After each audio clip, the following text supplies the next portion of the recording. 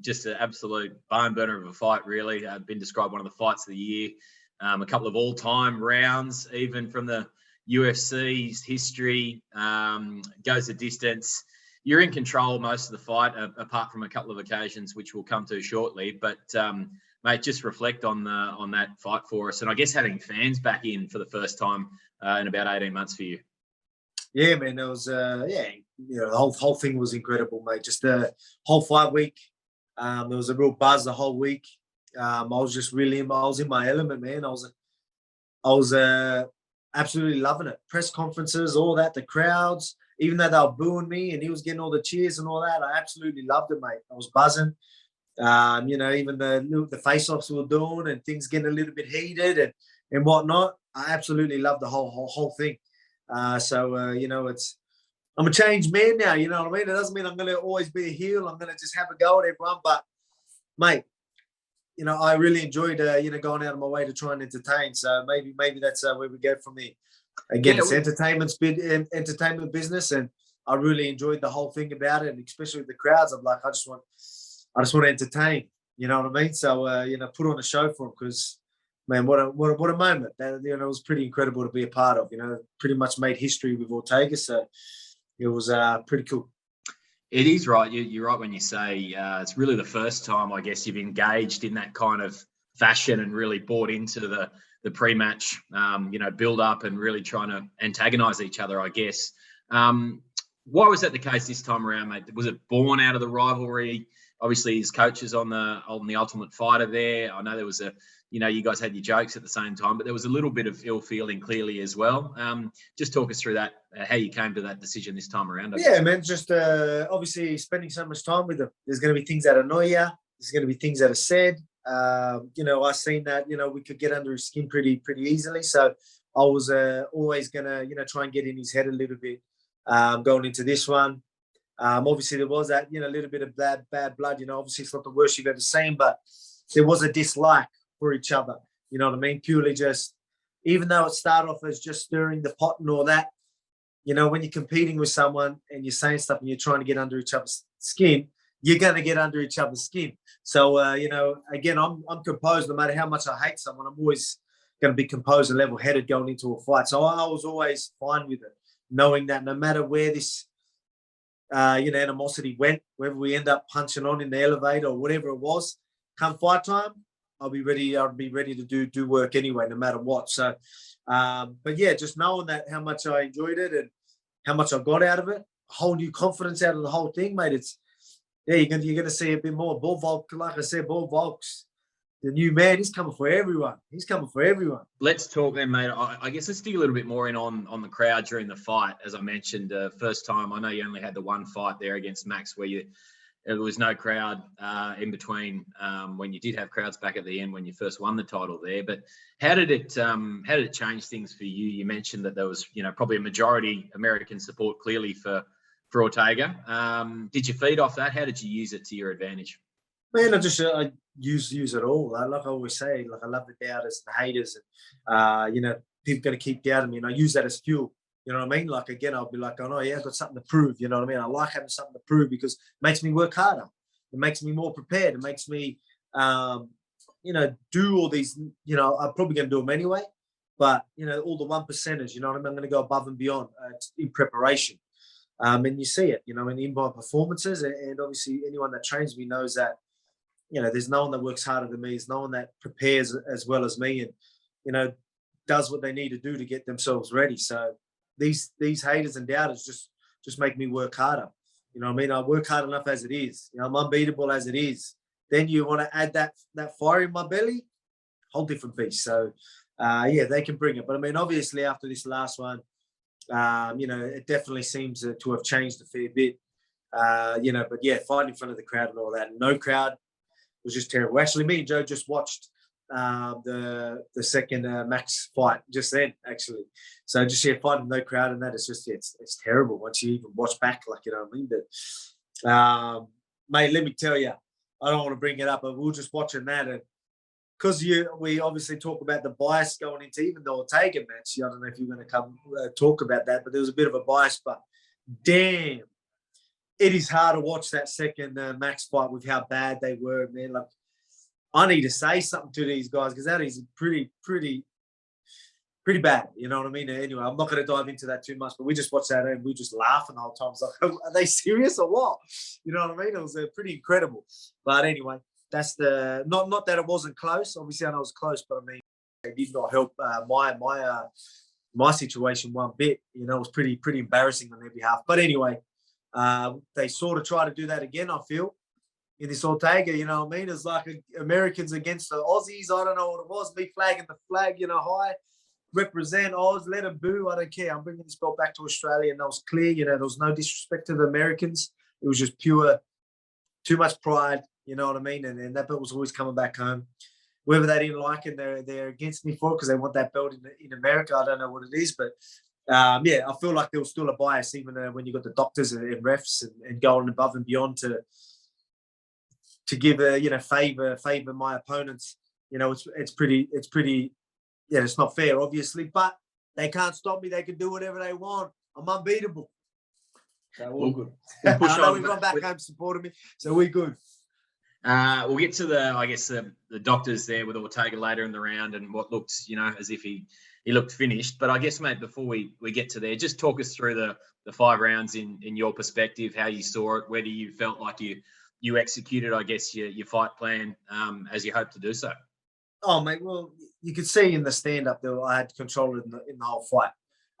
When you're talking stand-up, the last 10 seconds, I think, where Ortega ended up blitzing a couple of strikes, caught me by surprise. So that was like probably the only time he actually, you know, a lot of the times I've seen him coming and, you know, I'm usually, you know, all the punches you throw, I'll see come and make him miss. Then ones, he extended a little bit. He followed up a bit more than he usually did because he just wanted to come at me. So credit to him. But other than that, the whole fight was, you know, I was in control the whole fight. You know what I mean? Obviously, just putting that puzzle in front of him, you know, his brain was just scrambled, like what is going on here? You know what I mean? And I could see that early in the fight. So again, the biased commentary maybe tells a different story, but you know, you look at the stats and you can see that I barely got touched and you know, I was definitely landing the better shots and whatnot. Don't get me wrong, it was still competitive. But yeah, I felt in control the whole time. Obviously, the hairy moments with the submissions, mate. Like, you know, it's even though I was aware of everything going into that guillotine, but you know that just shows you how good he executes finishes, man. Because the way he wrapped that up, incredible. So you know, yeah, credit to him. But again, I'm composed and level-headed, and you need to kill me in there to take this belt away from me. You know what I mean? And my family in Australia, you know, like I said, he's so much bigger than me. And I thought of everyone. While I was deep in that guillotine, I literally started running out of breath. I still stayed composed, but I ran out of breath. I could tell the blood. There was not much blood going to the brain. I'm like, oh, there's no way. This is not going, you know, this belt isn't going back to my family, back home to Australia. I thought of my family in that exact moment. And I was like, this can't be it. You know what I mean? So even though I was defending, pushing on the hips, trying to hand fight, trying to get my legs and hips in a better position, but he still had it wrapped so good because that's his move. So I literally was doing the right things and I couldn't get out. But I mean, I was like, so most people just give up, right? That's it. You know, I can't do it. I've tried everything. It's not working. But for me, I don't care if it wasn't working. I'm going to keep trying anyway until I'm either asleep, you know what I mean, or I'm out. That's it. So I just kept fighting and fighting and made that space. And then again, you know, not many people probably could have got out of that purely because to have the composure, you know, to hold their breath, you know what I mean? And like, you know, all that type of stuff, you know, I mean, not many people could do that, especially knowing that they tried everything and it wasn't working. For them to just keep throwing what they were already at him, you know, and just relying on he'll give up, not me, you know what I mean? And, you know, sure enough, I made that little bit of space. And then got that chin out and he knew that it wasn't on, you know what I mean? And that, again, it was a crazy moment. And you see in a movie, man, it was pretty incredible. Just like, again, my headspace in that whole situation, I could just picture it in a movie, you know what I mean? You know, you go there and then it goes a vision. Because I literally had this weird vision, man. I'm just thinking of my family. It was pretty incredible. A moment I'll remember forever. Two things on that, Volk. I guess how tight was it? And secondly, how do you talk us through the mechanics? You talked there about creating the space. How did you do that to get out of it? Yeah, well, man, it was tight. It was deep. Like I said, he jumped on. Usually I'm very good at the space I was trying to make. I usually make that space before he's anywhere near that deep. But credit to him, how quickly he can wrap up the neck and wrap them legs up, suck his hips right in on your belly, and like, you know, the grips he has, the arch he's got, the hips in, the legs where they are, positions, locking my arms like that. You know what I mean? And usually people go for him, and I'm already half out by the time they even try and get to the position. He didn't give me that chance. He was as deep as it can get. So, man, like, again, not many people can do that. So I'm going to give him credit for that. But, I mean, it was deep. It was very, very deep. I was trying to make space. Obviously, push on his hips, hand control, push on the hand to make a bit of space, especially once I realized that I couldn't get the hips up. I needed to make a little bit of space by pulling on the arm. I think that was probably the last little bit that helped me. But, I mean, you've seen how high his legs were. So at the start, it was pushing his legs down and hip. You could see my legs going space. That was me to reposition my hips and his legs, get him lower so I can start shifting his hips up to the roof to, you know, really stop the angle. Yep. You know, the higher I bring him, the less the angle. So I tried that, but he done a great job of still keeping them hips in and still having that arch and still having the hand in the right position. So I was trying. Then I think I ended up going to, while I was pushing on the hip, I went onto the arm and tilted that little bit, you know what I mean, to make the littlest bit of space, and I felt it. It went from like almost going different colors and slowing down and like, you know, as in this blood choke's deep. And I'm going to be honest, you know what I mean? I can sit there and be like, I was never in trouble, you know, he never had me. But that's not me. I'm going to be real with you. It was close. And it was like, oh, like, you know, things are starting to change. This must mean that I'm close to going out, right? So that just made me, and that's when I was thinking of the family. I thought, nah, fuck this, I'm doing something. So I ended up pulling on that arm and shifted. I made the little space, and I'm like, then everything cleared up again. And I'm like going, all right, I'm back. And then I end up just getting my chin in, and that by then he sort of knew. He might have even knew from, again, he knows his position. He's got it down pat. So he would have known as soon as I adjusted that arm a little bit and he would have felt a little bit of space, he probably started realizing. I started getting my chin out, and then he knew it was gone. So he just tried to improve his position. But you give me a little bit of space, I'm going to get up. So he tried to jump on the DAS. But, you know, I always knew I was up. He lost that position. So I was always going to the single. I had the arm right behind his legs. So him going for the DAS and all that was always going to be hard for him to get the real angle. And I always knew that I would end up on top. So, yeah, once that was happening, I was like, oh, I'm going to get on top, and I know he's gas. I'm going to pour it on. So that's exactly what I did. I just started raining down bombs and elbows and whatnot. How big a momentum shift was that, Volker? You mentioned getting up and just, I guess, flicking the script of the round at that point. He's put so much energy into, you know, trying to submit you, and yet you've escaped, and then absolutely turned defense into attack and started, as you mentioned, pummeling away with the elbows and the punches. And really then it was a case of Ortega having to hold on. Yeah, well, that's when you start talking about, you know, you got that alpha sort of, you know, dog sort of, can't let him get one up on me, you know what I mean? Get that payback and let him, you know what I mean? Competitor sort of side of me is like, oh, man, he had me in this position. I'm going to make him pay, you know what I mean? And then knowing, obviously, me using my brain and being like, he will be gassed from that, 100%. He put everything into that. He used legs, hips, core strength, arm strength, and was in the deepest position and tried so hard to hold on. But I guarantee he's gassed. So once I turned, I knew I was just going to rain down bombs on him. I got a bit overzealous. And, you know, again, me punching him in the face, obviously doing damage, but he's got quite a chin where, you know, he probably used that just to get his breath back. And then he ends up throwing up another submission, a triangle, which I seen coming. I went to arch up. I don't know if I went off balance a little bit, and he turned the angle on me. I started going up. I was doing the right thing, and then like sort of fell to the side. He grabbed the leg and had me in again, you look at it and it's deep. It wasn't as deep as a guillotine, but I mean, technique-wise, he did everything right. I was in a bad position. Technique-wise, had me over, got the real angle, grabbed the leg. You know what I mean? He had all the angles, but I just making the space. I'm pretty good at making the space where I put myself in these deep triangles and deep guillotines that much times, darces, anacondas, or camp. So I was pretty good at making space. Getting out of the submissions usually harder, but making space I was pretty good at. So he got me the bad angle, which I didn't want to get there, but he did a good job. So I pulled on the knee a little bit, pressed on him a bit, sort of laid down so it would make it harder for his angle, for his legs to get tighter. And that made the space. And then he realized it wasn't on. He tried to get on top, and I just used that to get up. And then that was when you see the last 20, 30 seconds where, again, I'm just like, you prick, I'm going to make you pay for that. Because I know you're dead after that. So that's when I just started raining bombs.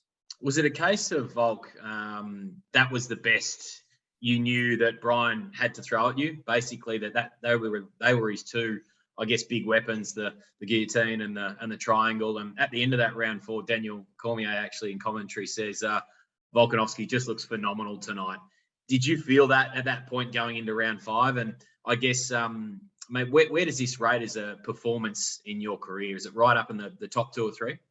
Oh, man, it's right up there. It is. There was hairy moments, but to even show, like, like, it's not going to get deeper than their positions. And for me to get out of that just shows you the type of human being I am. And it's scary for people. They look at that and be like, how do you beat this guy?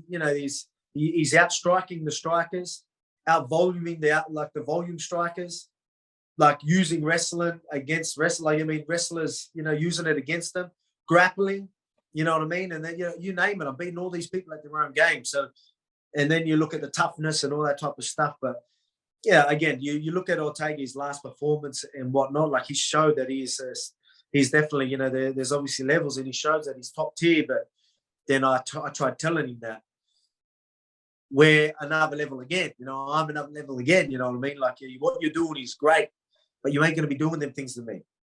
You know what I mean? It's again, you look good, you've worked on things, but these things you're working on, my work on Zombie while he's standing flat-footed ain't going to work on me. I'm doing too much. Your brain's going crazy in there, let alone your physical, physically and mentally just draining them. So performance-wise, it was good. The pressure was there. It was entertaining. I was trying to get the finish, but he was tough. All of it. So it was all of it. And then obviously the whole buzz around it and the entertainment side of things, and that makes it probably separate to the rest. Having watched it back, I guess, did you think the fight should have been stopped there going into the 5th round? He looked pretty beaten. I mean, you've got to tip your hat to him and say all respect for fighting on and going through to the final 25th minute there. But he certainly looked pretty done there at the end of the 4th. Yeah, man, he was done. I don't know. Again, I tell people I don't know if he was looking for a way out. And I don't mean that in disrespect. He threw everything at me, copped a lot of damage. He was tired, busted up. Couldn't get up. I think he thought the fight was over. He thought the ref stopped it. So he was laying down because he was that thrashed. Then to get told that, oh, no, it's still going. Like, he's probably like, oh, man, and probably telling himself he was done. That's why, when they were asking him questions and that, like, I don't know if he was playing it dumb, just be like, oh, I'm done, but I don't want to give up. But again, you're not allowed to get lifted off the stool. I lifted to the stool, which is already showing you there was a TKO. And then the fact that he was wobbling, answering questions wrong, it obviously should have been stopped. Even if Herb Dean's saying now that it wasn't that he was that rocked, it was just tired. You know what I mean? Like, because he made it public that he thought Ortega was more tired. That's what it was. So he pretty much just admitted that he wanted to give him a minute rest. Yeah. Which is just like, mate, like we talk about a bias against me. It's pretty clear. You know what I mean? And again, I don't want to throw shade, but I mean, I'll still be respectful, but at the end of the day, it looks like there's certain people in the system against me, but hey, that ain't going to stop me. So they can keep doing this bias. Maybe it's changed after this one. Maybe they're all jumping on board now. Maybe they, just ride the Volk train, the Great Rain. Jump on the Great Rain era. So we'll see what happens from here. But again, the fight definitely should have been stopped. I think if the tables were turned, they would have been definitely trying to stop the fight to take that belt away from me, I think. Conor McGregor is a bloke who's well known for running his mouth off, Volk. He took to social media He might have been enjoying a few beverages while doing so. On Described the you piss. as a little fart that he'd kick you like a football. I think you had the perfect response to him at the time. But I was having a discussion with some ESPN colleagues in Auckland last year ahead of fight night, the last time I was overseas, talking about getting Connor down to Sydney. We put it at ANZ Stadium. We get 100,000 people there. That would be my absolute, guarantee. And the other boys were having none of it. But man, I know it's probably unlikely to happen because the UFC doesn't like outdoor arenas clearly. And but is there any chance of, mate, you two throwing down in the future? And could we make it happen down here in Australia? I know it's tough at the moment, but towards the end of next year, perhaps is that something you'd honestly like to have a crack at? Oh, 100% I would. On my end, hey, all green lights on my end, no dramas. But I mean, then you got to look at what the UFC want to do. Then you got to look at Connor's team, looking at that fight and being like, obviously I'm no mug. You can't just expect to just go and take me out early. Well, that is your only chance, because if you do not get me out in the first round or even the first couple of minutes, it's going downhill very fast for them, and they know that. So they know that's especially me with the strategy and all that. It's not a smart fight for me. But at the end of the day, do I think it's going to happen anytime soon? Probably not. But so I won't waste too much energy on it. But it's a compliment anyway. When he's that for him to tweet about it and all that type of stuff and have shots of me, it's purely because there's a lot of hype, a lot of a buzz. Everyone's talking about the fight. Everyone's talking about me. He wants to jump in on that. So it's a compliment. I'll take it as a compliment. You got Henry Cejudo doing the same. You got Oscar De La Hoya and Dana White going at it. Purely everyone's trying to. A lot of these people are tweeting and saying stuff because of the hype around what just happened. So I just take it all as a compliment. How was the party in Vegas, mate? We saw you at the Las Vegas Raiders NFL game on the big screen. The boys looked like they were having a time. Yeah, mate. It was great, man. It was good. It was good to obviously. I think everyone in Australia, especially all the supporters and my MMA fans, would have been upset with me if I didn't take advantage of being free in Vegas. So, obviously I had to go out there and celebrate, make the most of it, especially knowing that we're going to be in quarantine for 2 weeks after that. So, yeah, it was good. We celebrated. We enjoyed it all, mate. The atmosphere at the Raiders game was incredible. Just the same as T-Mobile Arena, mate. The atmosphere, to be able to be a part of all them things was just incredible. Great game as well. So it was right to the we're past the wire because it ended up going into extra time. Yep. And the Raiders got it. Raiders, my new team. So because UFC is like my second home now. So Raiders my team. So go Raiders. Did you get a chance to talk to Dana, mate, and obviously either after the fight or in the days following, and I guess map out a loose plan? Do you like to, tell him what your, wishes are moving forward, and just, how quickly can we expect to see you back in there? I didn't get a chance to chat to him. Usually backstage we'll go and chat to him, but I had to get stitches, and the guy that did the stitches, the doc that did the stitches, he's like a plastic surgeon, and he goes above and beyond. So he ended up giving me about 1,000 stitches on my cuts. He had 2 cuts on my face and one on the top of my head. So he ended up putting like literally over 30 stitches plus.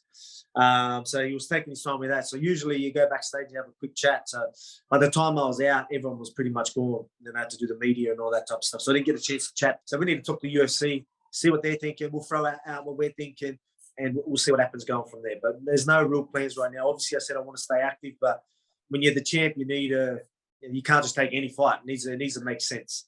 And it doesn't make sense to just fight anyone in the top 10 no, it doesn't, especially when I've been vocal about how I want to be as a champion. I want the number one guys that deserve it, no shortcuts, all that. I can't just take a fight for the sake of it. Do I move up to lightweight? Yeah, it needs to make sense. I'd rather it be for a belt or something like that. But I mean, the timing is not right because you've got Poirier and friggin' Oliveira, fighting. So, that doesn't make sense. Then you talk maybe a money fight. That makes sense. Conor McGregor. But, I mean, he's injured. Does that, is that going to happen anytime soon? So, you know what I mean? The people are going to fight Henry Cejudo. But, again, does he deserve to just jump the queue when he's been retired for how long? No. what do I get out of beating him up anyway? Does that move me anywhere? It's a paycheck. If I do it, it's purely for the paycheck. He's talking about his legacy and all that type of stuff. I go, yeah, you get a lot out of it. No one cares if I beat you up like I would. You know what I mean? Because at the end of the day, he moved up. No one gives me credit for beating you up because that's expected to happen. Everyone knows that's what I'm going to do. You go out there and, somehow make it happen, mate. Yeah, that works well for you. But, I mean, why does he even get that puncher's chance? Why should I give him that puncher's chance when I believe that's all he has, if that? No disrespect to him. I got a lot of respect. I think he's got a lot of skills. But, man, I'm used to big boys trying to put beatings on me. You know what I mean? A little, he ain't going to out-strategize me and whatnot, and he ain't going to hurt me. So it just doesn't make sense. Again, if I do it, it's purely a paycheck. We'll see. If they want to throw money at it, I'll be like, all right, fine, I'll give them that chance. Is it as simple then as Volkanovski the winner of Holloway Rodriguez? They're fighting mid-November. That's the number one contender spot at this point? That's the number one contender spot. Whoever wins that gets the shot. So that's what I mean. Like, I'm waiting for that. I wanted to squeeze something in, but we don't know. I'm even thinking about, because I can't fight. Obviously, I can't box or anything like that to stay competitive, but I am allowed to grapple. So, we might be putting feelers out there. I don't think Ortega can grapple anytime soon. So, you know what I mean? Like, not grapple, sorry, can't fight anytime soon. So, he will obviously, because of his fractures on his face, he will need 6 weeks or something to recover, let their bones heal. Then he'll be able to grapple. Maybe we have a grappling match for a bit of fun. You know what I mean? While there's hype, let's see if he can take me out in a straight jiu-jitsu match.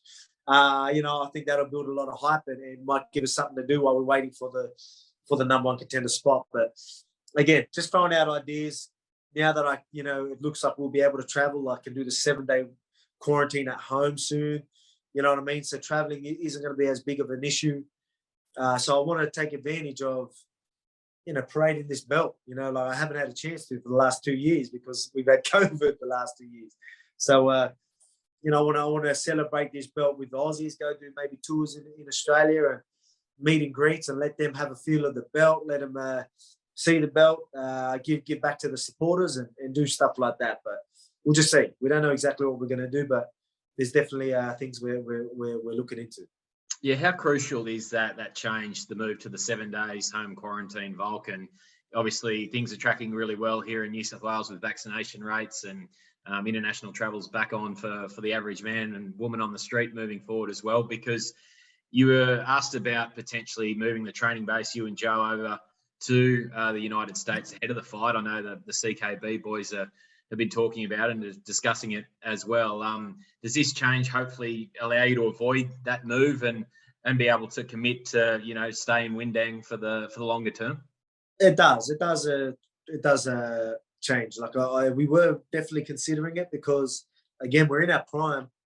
Not being able to travel and be not only be in the public eye, but do your champ type stuff, and not just that, even fighting. You obviously I missed out an opportunity because of COVID, but I mean, look how far between our fights were anyway. Purely because it was, it's hard. It's not easy for us to do a fight camp, get out, especially over the last couple of years. So it was definitely slowing our activity. I'm in my prime right now. Let's fight as as regularly as we can. You know what I mean? Let's take advantage of having the belt, all that type of stuff. And then things are going to plan. The 7-day quarantine's a massive breakthrough for us. Because again, once I fight, the only thing I want to do is be with my family. So to go home and be able to do self-isolation and whatnot, that'll make a big difference. A couple more, mate. How's the body, I guess, in general? You mentioned the stitches that you had in, they come out yet? And just how's everything feeling? What are we, almost 2 weeks on now from the fight? Yeah, feel great. We're back in training. We're moving around, trying to stay active here in quarantine. But body's good. Body is really good. Stitches, I took them out maybe a little bit earlier. I did it like after 5 days because I'll get annoying, but they held up. So I healed up like Wolverine. So we're good. To finish, I guess we spoke a lot about the disrespect you'd suffered in the lead up to the fight earlier in the year. And do you feel like, even you mentioned earlier about listening to the commentators, from the Holloway fight. You're up against it in terms of the crowd there in Vegas. Do you feel now that shifted and the average UFC fan realizes that this is a hell of a fighter right here? Like we're talking about, top 3 pound for pound, 2 title defenses under his belt, more on the way. Do you feel like that narrative, I guess, around you is shifting? It definitely is. Again, there was a lot against me. You know what I mean? But I mean that definitely has changed. Again, the narrative. A lot of pushing a narrative about me, and a lot of people going in that direction, which was harsh at the time. But again, that just put a chip on my shoulder. Gave me something to prove. You know what I mean? It made me work harder. I just thought, like, what? That's going to make me. I'm going to prove he's wrong. You know what I mean? And again, I use it as fuel, so it's all good. And it's all. I knew it all would work out in the end anyway. It was just a little hiccup in the career. But I knew we would overcome it, and I knew they would eventually jump on board. As I always said, I go, the more I'm in people's face, the more they're going to like me. You know what I mean? I'm pretty genuine, friendly dude. You know what I mean? There's not really a reason to hate me, but if you do, all good. You know what I mean? That's on you. I don't mind. But I mean, yeah, people are coming around now, so it's all good.